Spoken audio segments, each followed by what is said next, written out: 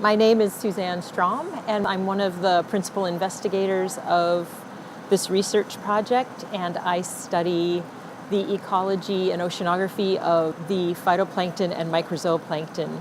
Phytoplankton are single-celled algae. A few of them are actually photosynthetic bacteria. It's defined as anything that photosynthesizes that also moves around as part of the plankton.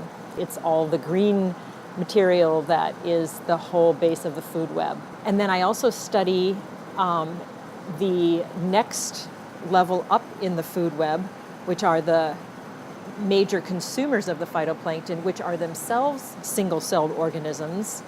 And so those eat the phytoplankton. Some of them are also photosynthetic themselves, so they can do both.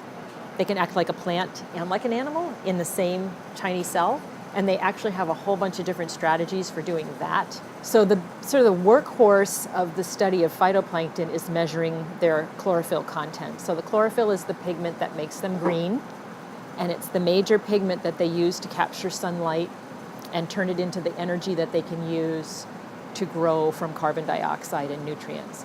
We are also taking a bunch of different samples for later microscopic analysis. We can just look in there and see what kind of creatures are there. And even though all these phytoplankton and microzooplankton are very small to our way of thinking, they actually span 1,000-fold size range, which would be about the same size range as going from like a ladybug to an elephant.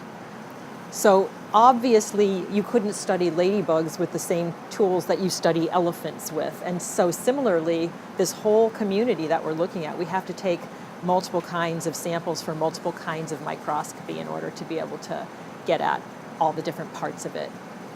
In 2015 and 2016, we had this warming event throughout the whole North Pacific, sometimes called the blob, because it was sort of a mass of warmer water that sort of migrated through the North Pacific.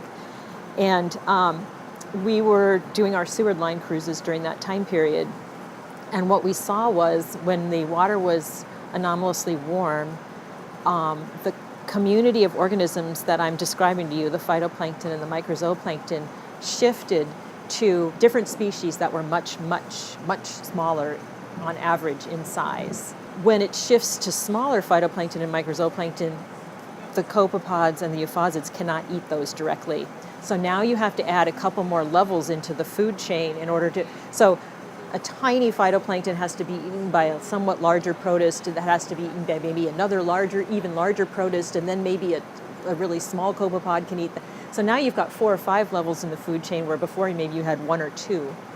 And you lose a lot of energy and material to just metabolism and waste at every step of the food chain.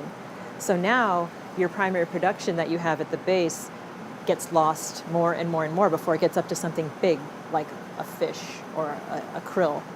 So it's a much less efficient food chain. And in general, when the food chain is dominated by a much smaller phytoplankton, it's also just less productive to start with. So you don't even have as much money in the bank to start moving up through the system. Now, why exactly the warm event caused that, we're still trying to figure out. Biodiversity is the potential of the ecosystem to do the things that it does. And so if you lose species, you lose potential. That's how ecosystems work. They have built-in redundancy, and they especially the protists and then the prokaryotes, the bacteria and archaea, they do literally almost all of the biogeochemical transformations on the planet. So they produce the oxygen, they turn nitrogen into forms that other plants can use, they